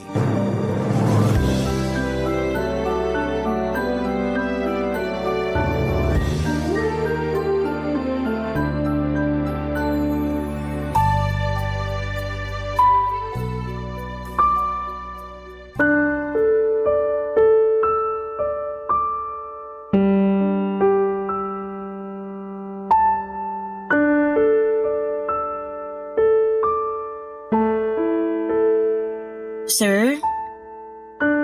Sir? Hala, tulog na yata. Sir, tapos na po tayo. Tapos na ba? Opo, sir. 1 oras na ba yon? Opo, nakatulog kasi kayo kaya hindi nyo na namalayan yung oras. Sarap kasi ng hagod mo eh. Ano nang sunod? Sunod. Pwede na po kayo magbihis. Nandito po yung damit nyo. Ha? Magbibihis na? Hindi ba pagkatapos ng masahe may ginagawa pa? Ano pong ginagawa? Yung happy ending? Happy ending? Walang ganun dito. Ang bastos nyo naman. Ha? Sabi kasi ng kasama ko, sorry, akala ko kasi Hindi kami nag-extra service kung yun pong iniisip nyo. Magandang reputasyon ng spa namin. Extra service? Hindi, sorry. Nagkaroon lang siguro ng misunderstanding. Misunderstanding daw. Ang sabihin nyo, manyak kayo, manyak. Nagpunta kayo rito para magpamasahe, hindi para mangmanyak ng therapist. Hindi naman sa ganun. Ganito kasi yung nangyari. Sandali lang Mag-i-explain ako. Hindi ako manyak, okay? Nilibre lang ako ng kasama ko rito kasi birthday ko nung nakaraan. Ang sabi niya, may ganon. May parang happy ending daw kayo rito. Ay hindi, walang ganon. Makakaalis na po kayo. Ang sungit mo naman. Ako pa yung masungit ikaw tong manyak. Kahit hindi nyo na ako bigyan ng tip, basta umalis na kayo rito. Oo, eto na. Aalis na ako. Asan yung damit ko? Ayan, magbihis ka na para makaalis ka na rito. Salamat. Teka, aalis ka na? Oo, lalabas na ako. Baka kung ano pang gawin nyo sa akin dito. Sandali lang. Miss naman. Hindi ako ganong tao. Hindi ako manyakis. Kung ano man yung sinabi ko kanina, kalimutan mo na yon. Ikaw siguro yung klase ng tao na laging nagpupunta sa iba't ibang spa para lang maghanap ng extra service, no? Ganon ka na ba katigang? Hindi First time ko nga magpamasahe eh. Ngayon lang ako nakapasok sa massage parlor. Paano mo nalaman yung tungkol sa extra service kung hindi mo pala ginagawa yun? Nasabi lang yun ng kaibigan ko. Hindi ko nga alam kung anong ibig sabihin ng happy ending eh. Basta ang sabi lang sa akin ng kaibigan ko, pagkatapos ng masahe, may happy ending daw. Kapag hindi daw ginawa yun, itanong ko raw. Happy ending, extra service, iisa lang yun. Para yun sa mga taong gustong magpalabas ng init ng katawan at hindi yun ginagawa rito sa amin. Pasensya na, hindi ko naman alam eh. Malilintikan talaga sa akin yung kaibigan kong yun. Pinahiya pa ako. Totoo ba na hindi mo alam kung ano ibig sabihin ng happy ending? Hindi nga. Ngayon ko lang nalaman kung ano yun. Pinagtripan ka siguro. Malamang, ganun na nga talaga ang nangyari.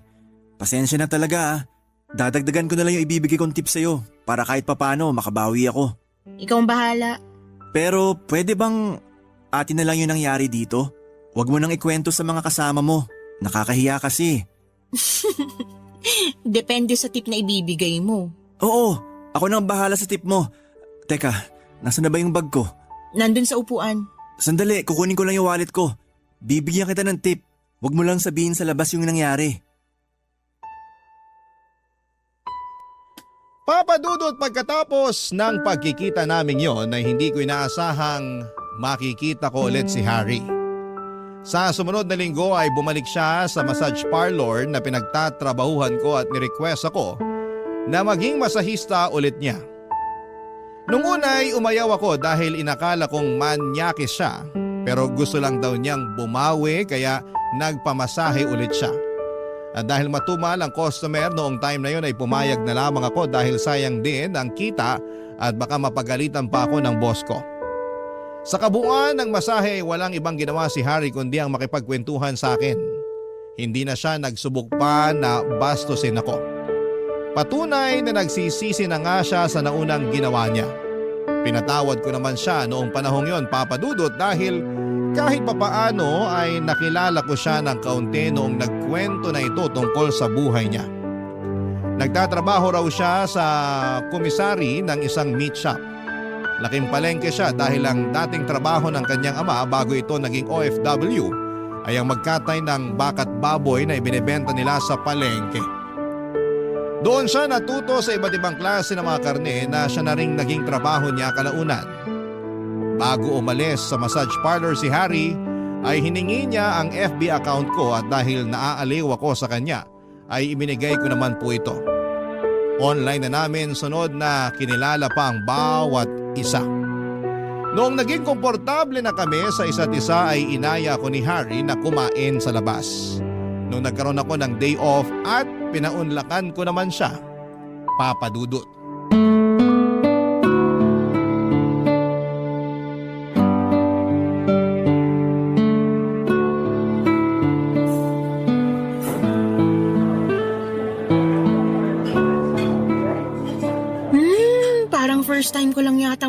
ng pagkain sa lugar na to ah.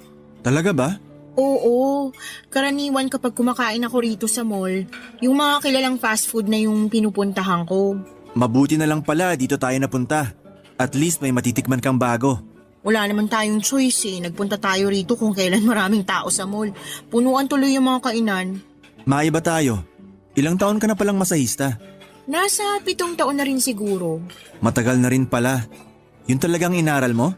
Hindi ako nakapagtapos sa college. Bakit naman? Mahabang kwento. Sabihin na lang natin na suwail ako nung kabataan ko kaya hindi naging magandang takbo ng buhay ko nun. Pero ngayon, Syempre hindi na. Nagbago na ako simula nung namatay yung lola ko. No choice naman ako eh. Ako yung pinakamatanda sa aming magkakapatid kaya ako yung naghanap buhay. Hindi ko rin naman matiis yung mga kapatid ko na kumakalamang sikmura kaya ako yung gumawa ng paraan para mapakain sila. ilan ba kayong magkakapatid? 3. Wala rin silang tinapos pero may kanya-kanyang trabaho at buhay na yung mga yun ngayon. Paano ka naman napasok sa pagiging masahista? May kaibigan akong tumulong sa akin. Nag-training ako tapos nung nakapasa, kinuha nila akong massage therapist. Ganun pala. Ikaw naman, anong kwento ng buhay mo? Ako naman yung tatay ko, OFW sa Saudi. Tapos yung nanay ko naman, tindera. May isa akong kapatid. Katulad mo, parang ako na rin yung naging father figure sa kapatid kong yon. Kasi simula nung pinanganak siya, hindi na niya naranasang magkaroon ng ama sa tabi niya. Gawa nga na nasa abroad ang tatay namin. Siguro sobrang close nyo ng magkapatid kasi dadalawa lang kayo eh. Kung mas may higit pa sa sobra, ganun ang pagsasama namin ng kapatid ko. Mabuti ka pa. Kami ng mga kapatid ko, parang hindi kami galing sa iisang matris eh. Bakit naman?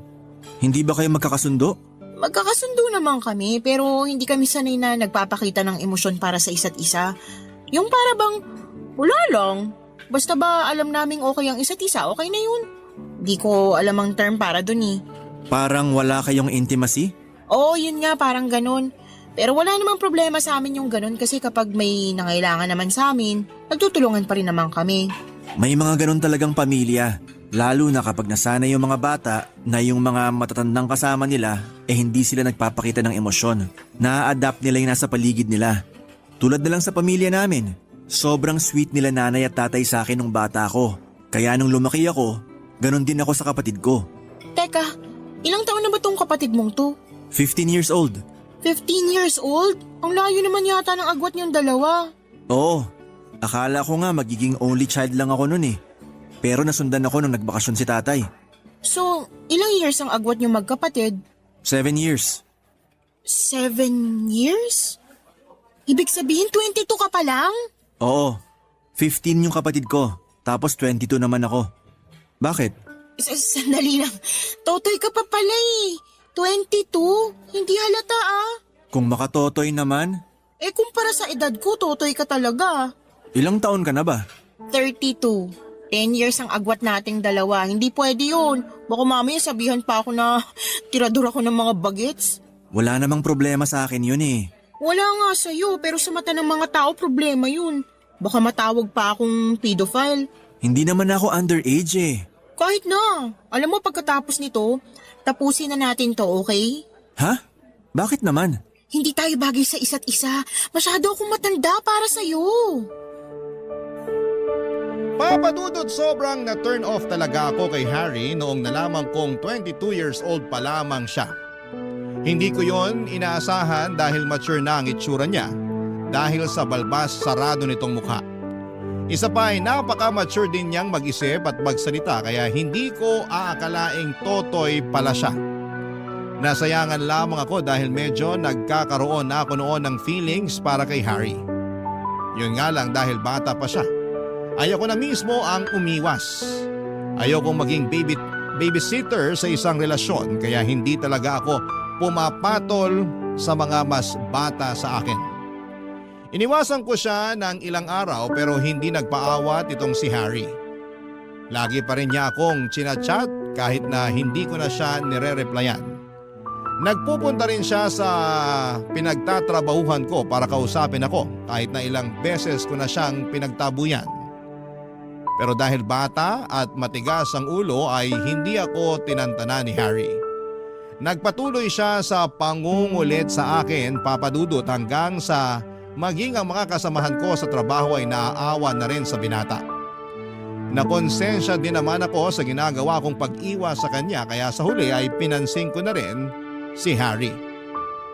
May kakaibang karismang dala kasi si Harry sa totoo lang. Kaya niyang paibigin ang mga tao sa paligid niya. Makulit siya pero sa parehong pagkakataon ay hindi mo siya maituturing na mas bata kesa sayo dahil kaya niyang makipagsabayan sa mas nakakatanda kesa sa kanya.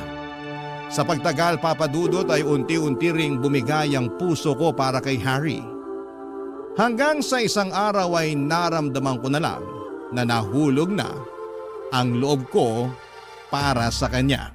Barangay Love Stories. Barangay Love Stories. Hindi ko alam, Papa Dudut, kung nagayuma ba ako o dahil magaling lang talagang manligaw sa akin si Harry kaya niya ako napaibig. Hindi ko talaga inaasahan noon na magkakagusto ko sa kanya dahil nga sa age gap namin. May pag-aalinlangan man ay sinagot ko siya. Sa kabila ng malaking pagkakaiba ng edad naming dalawa ay hindi ko naramdaman na mas bata si Harry kesa sa akin. Matalas siyang mag-isip at napakalawak ng pangunawa niya na dinaig pa ako na mas matanda kesa sa kanya. Kaya tuloy tuwing magkasama kami ay parang kaedad ko lamang kung ituring ko siya dahil hindi ko ramdam ang pagkabata niya. OFW ang ama ni Harry na mahigit 2 dekada nang nagtatrabaho sa Saudi. Panganay siya at ang nakababatang kapatid niya ay malaki rin ang agwat ng edad niya. 7 years ang pagitan nilang dalawa at matagal bago nasundan si Harry dahil nga nasa abroad ang tatay nito. Kahit na ganoon ay sobrang close ni Harry sa kapatid niyang si Sean. Parang siya na rin kasi ang tumayong ama ng kanyang kapatid. Bilang siyang pinakamatandang lalaki sa kanilang pamilya. 7 buwan na tumagal ang relasyon naming dalawa ni Harry bago niya naisipang ipakilala ako sa nanay at kapatid nito. Noong nalaman ko ang plano niya ay umayaw ako. Natatakot kasi ako na baka hindi ako matanggap ng nanay niya. Pero naisip ko rin na darating din naman ang araw na magkakatagpo kaming dalawa kaya hindi ko na dapat patagalin pa ang kabang nararamdaman ko. Sa huli pumayag ako makipagkilala sa nanay ni Harry, Papa Dudut.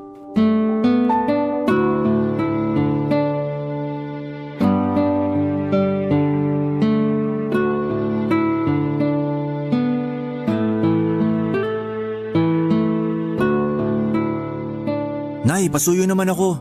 Pakiayos na po yung lamesa. Malapit nang matapos tong niluluto ko. Oo, heto na. Inihanda ko na. Sino ba kasi itong bisita mo at talagang naghanda ka pa ng makakain? Basta, importante po tong tao na to para sa akin. Girlfriend mo ba yung darating? Nakita ko kasi nung nakaraan may ka-video call kang babae eh. Basta po, makikilala nyo na siya mamaya. Mukhang importante para sa itong bisita mo ah. Talagang ikaw pa ang nagluto para sa pananghalian ngayong araw. Oh, nandyan na yata siya. Sandali, papapasukin ko lang siya. Ikaw muna rito, Nay. O sige, ako na dyan. Salamat. Talaga tong batang to, oo. Hay, ang bilis talaga ng panahon. Nagbibinata na ang mga anak ko. Halika na. Sana lang Dito talaga tayo. mapunta sila sa Nandito tamang sa kusina tao si Nanay. para hindi na sumakit ang ulo ko. Oh, hello! Magandang tanghali po. Magandang tanghali rin sa'yo, Iha. Ito pala si Nanay. Nay, siya po si Maris. Siya po yung girlfriend ko. Sa wakas naman, nakilala na rin kita. Hari, pakicheck nga to kung luto na. Mukhang pwede na yatang hanguin. Pwede na po yan. Ako na po dyan para maihanda ko na yung pagkain. O sige, Iha, maupo ka muna. Salamat po. Sayang, si Sean wala ngayon. Di mo na siya naabutan. Saan ba siya nagpunta? Nandun yon sa kaklase niya. Gagawa yata sila ng project. Hindi ko alam, nagmamadali eh. Hindi na tuloy nakapananghalian. Ay, ganun po ba? Sayang naman. Hayaan mo, ipapakilala ka namin sa kanya sa susunod na dalaw mo rito. Taga saan ka pala? Mukhang malayo pa ang pinanggalingan mo ah. Sa Novaliches lang po ako. Talaga? May kumari ako dun eh. Pero sa bagbag siya nakatira. Sa Tandang Sora naman po ako. Mabuti naman na isipan ka ng ipakilala nitong anak ko sa akin. Nagulat nga rin po ako eh. Bigla-bigla na lang siyang nakapag-isip ng ganito. Saan naman kayo nagkakilala? Mamaya na yung interview. Eto, kumain na muna tayo habang mainit pa to. Sa parlor po kami nagkakilala. Nakakatuwa nga yung araw na yun kasi nagpamasa. Nagpamasa yung kaibigan ko. Sinamahan ko siya tapos nakita ko si Maris doon. Kinuha ko FB niya tapos niligawan ko siya. Sinagot naman niya ako. Yun po ang love story naming dalawa. Yun nga po yung nangyari. Nagtatrabaho ka sa massage parlor? Opo, Ilang taon ka na ba? 32 na po ako. 32 ka na. Opo, malapit na nga po ako mag-33 eh. Hindi halata, no? Parang nasa 25 lang. 22 lang tong anak ko ah. Hindi ba parang masyado namang malayo ang agwat ninyong dalawa? Nay, wala naman yan sa edad eh. Hindi requirement ang edad sa pag-ibig. Pero hindi ba mas magandang maghanap ka ng babae na mas malapit sa edad mo? 10 taon ang tandaan ng girlfriend mo sa'yo oh. Pasensya ka na iha, pero nagulat lang ako. Okay lang po. O bakit naman si Harry ang nagustuhan mo? Nagkakaubusan na ba ng lalaking nasa 30 ang edad kaya naghanap ka ng mas bata? Nay, ano namang klaseng tanong yan? Nagtatanong lang ako. Gusto kong malaman kung bakit siya nagkagusto sa mas bata sa kanya ng 10 taon. Yun ba talaga ang trip mo, iha? Kahit wag mo nang sagutin yon, Maris. Nay, medyo nakakabastos naman yung tanong nyo. Wala namang masama sa tanong ko ah. Nagtatanong lang naman ako. Parang may gusto kasi kayong palabasin eh. Nagtatanong lang yung tao, ako pa yung masama. Kumain na nga tayo para matapos na to. Masakit para sa akin, Papa Dudut, na hindi ako tanggap ng nanay ni Harry para sa anak niya. Pero inaasahan ko na rin yon, Papa Dudut. Alam kong hindi normal para sa iba na makakita ng 2 taong nagmamahalan na malayong agwat ng kanilang edad, lalo na kung yung babae ang mas matanda.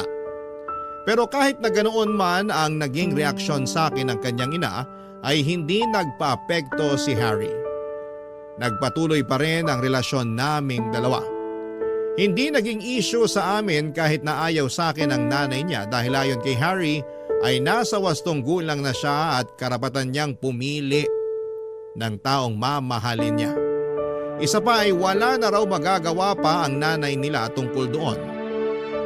Dahil hindi naman daw mahilig makialam ang nanay niya sa mga personal nilang desisyon. Ang mahalaga ay naipakilala na raw niya ako sa pamilya niya. Hindi ko inaasahan na tatagal ang relasyon namin ni Harry at hindi ko rin kasi ini-expect na mas lalo pa akong mapapamahal sa kanya sa mga susunod pang buwan ng pagsasama namin. Hindi ko naman ikakaila na minsan ay nagkakaroon kami ng tampuhan ni Harry. Normal lang din naman siguro yon sa mga magkasintahan. May mga araw na nagkakaroon kami ng pagtatalo lalo na pagdating sa oras. At may pagkakataon din na nagkakaroon ng selosan sa pagitan namin. Pero ang mga problemang yon na dumarating sa buhay namin ang mas nagpapatatag pa sa relasyon naming dalawa.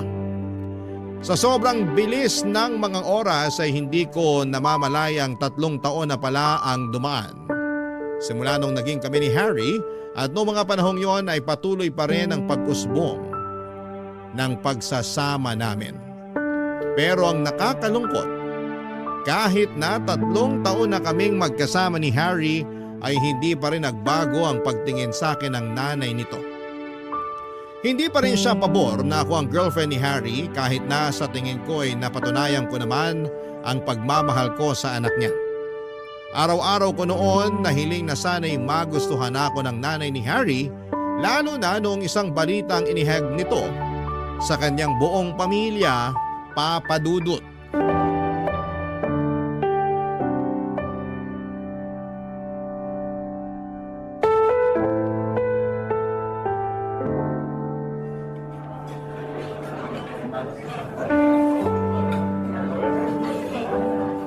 Maris, nandito ako. Hala, ikaw pala yung nakaupo rito. Hindi kita namukhaan ah. Nag-iba itsura ko, no? Umupo ka na. Salamat. Ano, bagay ba sa akin tong bagong hairstyle ko? Oo, mas gumwapo ka. Mukha ka tuloy sundalo. Bakit mo naman naisipang magpagupit ng ganyan? Kasi special tong araw na to para sa akin. Special? Bakit naman? Mamaya ko na sasabihin kapag kompleto na tayo. May inaantay ka pa?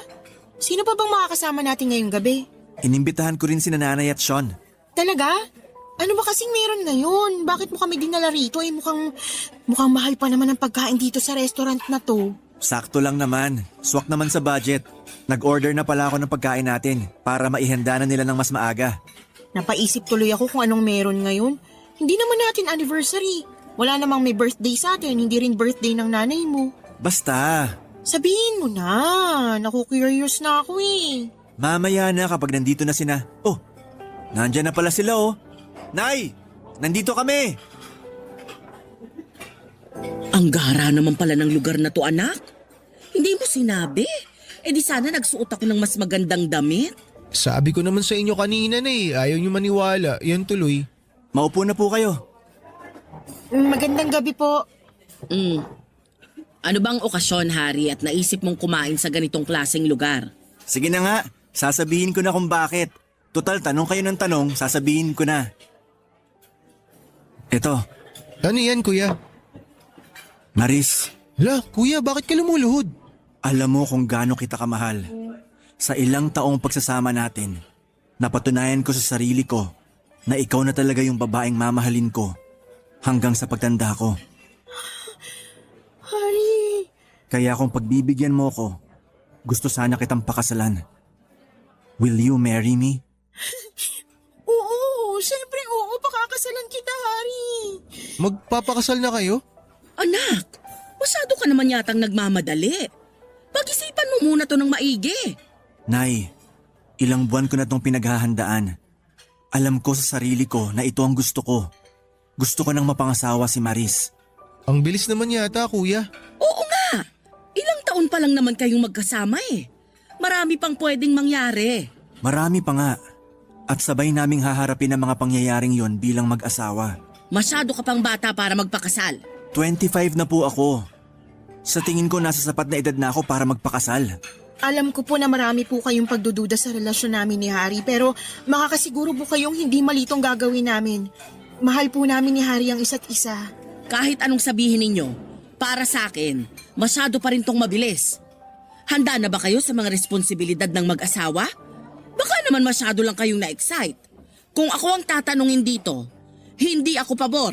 Nay, suportahan niyo na lang po kami. Hindi, aalis na ako. Nay, sandali lang! Sorry kuya pero agree ako kay nanay ngayon. Masyado pang maaga.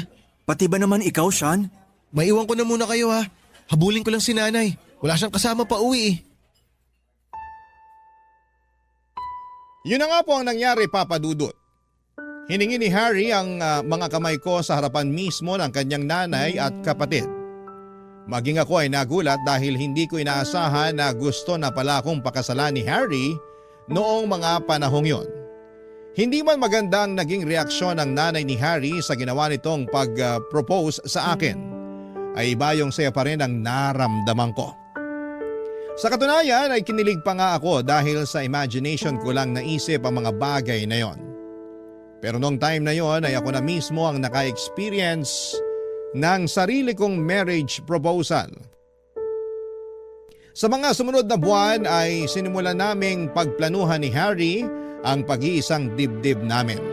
Simple lang naman ang magaganap na kasal pero kahit gaano pa kasimple, ang kasal ay medyo magastos pa rin po ito. Kaya naman nag-offer na akong tumulong sa mga gastusin kahit na si Harry na ang umako nito sa tulong ng kanyang tatay na OFW na sa kasamaang palad ay hindi makaka-attend sa kasal namin. Una naming binuo kung sino-sino ang dadalo sa kasal. Dahil hindi naman ito magarbo ay mga espesyal na kaibigan lang ang imbitado. Naisip din namin na sa bahay na lang nila Harry gawin ang reception. Pagdating naman sa isusuot kong wedding dress ay matagal ko nang pinag-ipunan ang bagay na yon. Kaya naman ako na ang gumastos para doon. Sa kalagitnaan ng pagpaplano namin ng kasal ni Harry ay nagulat ako sa biglang pagbabago ng ugali ng nanay nito. Kung noon ay ayaw niya akong pansinin at kausapin, noong malapit ng kasal ay bigla na lamang naging malambot ang puso nito para sa akin, na siya namang ikinagulat ko ng mga panahong yon, Papa Dudut. Barangay Love Stories. Barangay Love Stories.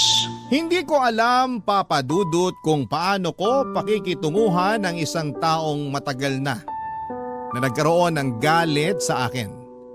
Simula nung naging kami ni Harry ay walang ibang ipinakita sa akin ng nanay niya kundi ang pangbabastos at pagpapamukha sa akin na hindi kami bagay ng anak niya. Para bang milagro na isang umaga ay bigla na lamang siyang bumait at tinanggap ako bilang magiging manugang niya. Naisip ko na baka kinausap ni Harry ang nanay niya kaya siya nagkaroon ng chance na magbago. Awkward man noong una pero tinanggap ko na lang din ang pagbabagong yon. Pinalampas ko na lamang ang mga kasalanang ginawa niya sa nagdaang mga taon kahit na hindi siya humingi ng sorry sa akin. Hindi nga naglaon ay unti-unti rin kaming naging close ng nanay ni Harry. Nakakatuwa dahil napakarami niyang input sa kasal namin. Dahil sa kanya ay marami kaming natipid na gastusin para sa kasal. Habang papalapit na noon ang araw ng kasal namin ni Harry ay bigla namang nagkasunod-sunod ang mga problemang dumating sa amin. Una ay biglang umayaw ang nakausap namin na sana'y magluluto para sa reception. Ayon sa kanya ay meron daw emergency sa bahay nila. Sumunod naman ay ang invitation card na inedit ng kapatid ni Harry na si Sean. Kung kailan ipapaprint na namin ito ay biglang na-delete ang kopya nito at hindi na ma-recover pa kaya kinailangan niyang gawin ulit ito. Pakiramdam ko noon ay mayroong nananabutahe sa amin at isang tao lang ang pumasok sa isip ko noon. Walang iba kundi ang nanay ni Harry na dati nang hindi pabor sa pagsasama namin ng anak niya. Kinausap ko si Harry tungkol doon pero hindi siya naniniwala na magagawa yon ng nanay niya. Pero napatunayan kong may nananabutahe nga sa aming dalawa nung dumating ang wedding invitation na pinaprint namin. Napansin ko na mali ang date na nakasaad doon.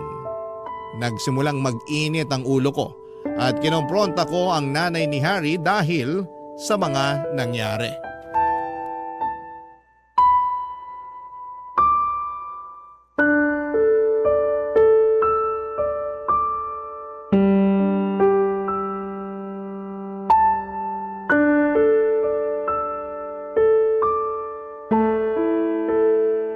Harry!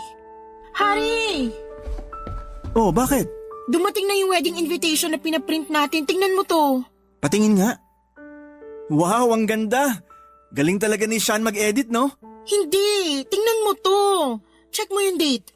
Bakit? Mali yung date, Harry. Ano ba yan? Ang mahal-mahal ng printing. Paano nangyari yan? Akala ko ba na-check mo bago ipinaprint? Na-check ko naman eh. Inisa-isa ko lahat at tama lahat ng detalye bago ko sinend sa magpiprint. Eh paano nag-iba yung date? Di ko alam. Sean! Sean, halika nga rito. Bakit kuya? May pinalitan ka ba rito sa wedding invitation na ginawa mo? Wala, bakit? Anong meron? Napalitan yung date. Imbis na 24, naging 27. Ha? Paano nangyari yun? Eh di ba nga pinacheck ko pa sa inyo? Nagprint pa nga ako ng sample eh. Oo nga, yun nga rin pinagtataka ko eh. Baka naman sa printing nagkamali. Tinawagan ko agad sila kanina. Ang sabi nila, wala silang ginalaw sa soft copy ng invitation. Print lang daw nila yun as it is. Baka naman di mo na-check ng maayos ate. Hindi. Alam kong tama lahat ng detalye doon bago na isend sa printing press. Kung hindi nila ginalaw yung invitation bago i-print, ibig sabihin, dito yung ginalaw. Eh sino magpapalit ng date nun? May hinala na ako kung sino. Sino? Nanay mo. Siya lang naman yung may ayaw sa relasyon natin, di ba? Ano? Hindi ba magkaayos na nga kayo? Tinutulungan na nga niya tayo sa preparasyon natin sa kasal eh. Bakit niya sisirain yun? Ate, hindi magandang manisi ng ibang tao lalo na kung wala ka namang pruweba. Eh ano to? Tong invitation na to? Hindi pa ba to pruweba? Hindi ako, hindi si Harry, hindi ikaw. So sino pa bang pwedeng gumawa nito? Sandali lang tatawagin ko si nanay para matapos na to. Maiwan ko muna kayo. Ayoko tong ginagawa mo na pinagbibintangan mo si nanay. Sino pa bang ibang gagawa nito kundi siya lang din naman? Nag-usap na kaming dalawa. Ginagawa naman niya yung makakaya niya para tanggapin tayo. Nangako siya sa akin na susuportahan niya ako sa plano kong bumuo ng pamilya kasama ka. Kaya alam ko na hindi gagawin ni nanay yung binibintang mo. Sa tingin mo gusto kong magbintang? Wala namang mangyayaring ganito kung walang naninira sa kasal natin eh. Hindi mo ba napapansin na sunod-sunod na yung mga aberya habang papalapit yung kasal natin? Oo, pero baka nagkataon lang naman siguro yun. Hindi, may nananabutahe sa kasal ko, Hari. Kasal natin. Hindi lang ikaw ang ikakasal, Maris. Dalawa tayo. Oy Maris, ano tong sinasabi ni siya na sinira ko raw yung wedding invitation ninyo? Ayan po, tingnan niyo yung date na nakalagay sa invitation. Napalitan yung araw ng kasal. Ano? Bakit napalitan? Ikaw din daw nagpalit niyan, Nay, sabi ni Ate Maris. Bakit ko naman papalitan yung date? Eh wala nga akong kaalam-alam kung paano gumamit ng computer eh. Paano ko mapapalitan yan? Eh sino namang gagawa nito? Sino bang may ayaw na ikasal kami ni Hari? Hindi ko alam. Basta sigurado ako na hindi ko magagawa yan. Alam nyo, invitation lang yan. Magagawan pa natin yan ng paraan. Paano? Ubus na yung budget natin. Ako nang bahalang didiskarte. Amin na yan. Sean, kunin mo lahat ng invitation. Aayusin natin. Sige po, kuya.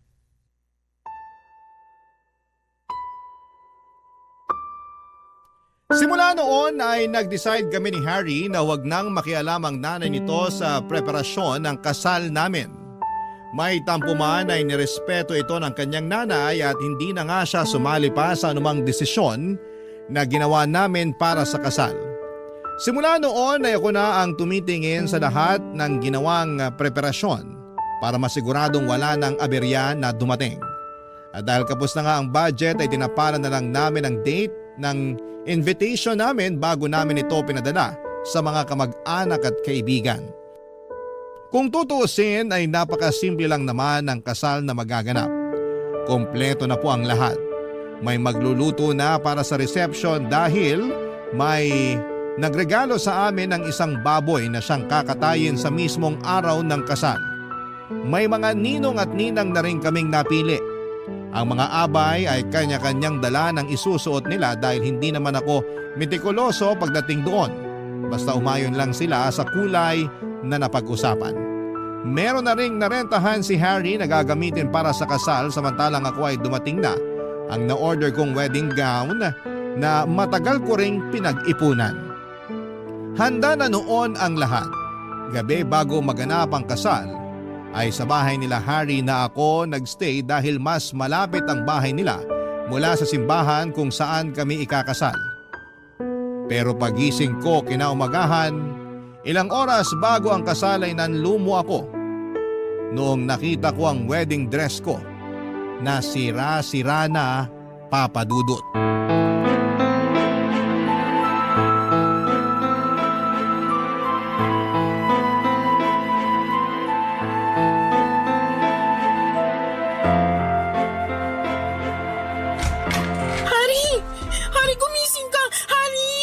Bakit? May papakita ko sa'yo. Hindi ba bawal magkitang groom at bride bago ang kasal? Pamahiin yun. Wala akong pakialam sa pamahiin na yan. Tingnan mo tong dress ko. Bakit? Anong nangyari sa dress mo? May sumira sa dress ko, Hari. Patingin nga. May gumupit sa damit ko. Ngayon, sabihin mo sa akin na walang nananabo tayo sa kasal natin. Sino namang gagawa nito kung kailan ikakasal na tayo mamaya? May isang tao lang sa isip ko na pwedeng gumawa nito. Teka, saan ka pupunta? Antayin mo ako! Ate, kain na raw tayo para makapaganda ka Nasaan ang nanay mo? Nasa kusina. Bakit? Nay! Kuya, bakit galit na galit si ate? May sumira sa dress niya. Ha? Sino naman gagawa nun? Hindi ko nga rin alam eh. Pero si nanay ang pinagbibintangan niya. Si nanay? Kuya, baka anong gawin ni ate kay nanay ha? Kaya nga halika na, sundan natin siya. Nay! Nay, nasan ka? O Maris, gising ka na pala. Ikaw bang gumawa nito? Ano yan? May sumira sa wedding dress na isusuot ko sana mamaya sa kasal. Ano? Patingin nga! Huwag na kayong magkunwari. Kayong gumawa niyan. Hindi ko magagawa to. Bakit ko naman sisirain ng damit mo? Ikaw lang naman ang may ayaw sa akin simulat sa puli. Hindi ba ayaw niyo sa akin kasi mas matanda ako ng 10 taon kaysa sa anak niyo? 4 lang tayo nandirito. At sa ating 4, ikaw lang ang nakikita ko makakagawa nito. Maniwala ka sa akin, hindi ko gagawin yan sa'yo, Maris. Hindi ko magagawang sirain ang kasal ninyo ni Harry. Pero Nay, tama si Maris. 4 lang tayo rito sa bahay. Kanya na ba talaga ang tingin ninyo sa akin? Oo, ayokong magkatuluyan kayo nung una. Pero ano pa bang magagawa ko kung nagmamahalan talaga kayo? Ang gusto ko lang naman, Magkaroon ka ng maayos na buhay, Hari. Noong una, nagduda ko na masyado ka pang bata at baka paglaruan lang ni Maris ang puso mo. Pero nung nakita ko kung gaano nyo kamahal ang isa't isa, ipinagpasa Diyos ko na lang ang lahat. Tinanggap ko na ang katotohanan na ikaw na talaga ang mahal ni Hari, Maris. Kaya hindi ko magagawa ang ibinibintang mo sa akin. Kung ganun, bakit? Bakit niyo sisirain Tama na yan! Ako yung sumira sa damit mo, Ate Maris! Ano? Hindi si nanay ang may ayaw na ikasal kayo. Ako yung may ayaw. Sean, ayaw mong ikasal kami ng Ate Maris mo? Pero bakit? Ayokong mawala si kuya. Siya lang yung natatakbuhan ko pag may problema ako. Siya lang yung taong nakakaintindi sa akin. Hindi pa ako ready na maiwan mag-isa. Masyado pang maaga. Pero hindi naman kita iiwan eh. Ikakasal lang kami. Pero magiging kuya mo pa rin ako. Hindi yun magbabago, Sean. Ibig sabihin, ikaw rin bang nagpalit ng date sa wedding invitation? Oo, ako lahat ang gumawa nun. Kaya wag yun ang pagbintangan si nanay. Anak, bakit mo naman nagawa yun? Nay, wala na nga si tatay dito eh. Pati si kuya mawawala rin. Ayoko. Pero nandito naman ako Anak, hindi ka maiiwang mag-isa. Sorry kuya. Sorry Ate Maris. Gusto naman talaga kita para kay kuya ate pero natatakot lang naman ako. Natakot ako na mawalan ulit ng kakampi dito sa bahay. Oo, nandyan nga si nanay pero iba pa rin kasi yung may kasama akong lalaki na mas makakaintindi sa mga pinagdadaanan ko eh. Kaya pasensya na talaga kayo. Sean, sandali lang. Huwag ka munang umalis. Sundan mo na siya, Hari. Kailangan ka ng kapatid mo ngayon. O sige. Maris, sana mapatawad mo si Sean sa nagawa niya. Bata lang siya, kaya hindi pa niya alam ang mga pinagagagawa niya. Hindi ko po alam. Naguguluhan na ako. Dapat po ba wag na lang naming ituloy itong kasal na to? Wag! Ituloy niyo to. Ilang buwan niyo tong pinaghandaan. Hindi pwedeng hindi to matuloy. Pero anong isusuot ko ngayon yan? Yung trahe de boda ko nung kinasal ako, nakatago yun sa kwarto. Pwede mong gamitin kung gusto mo. Talaga po? Oo naman.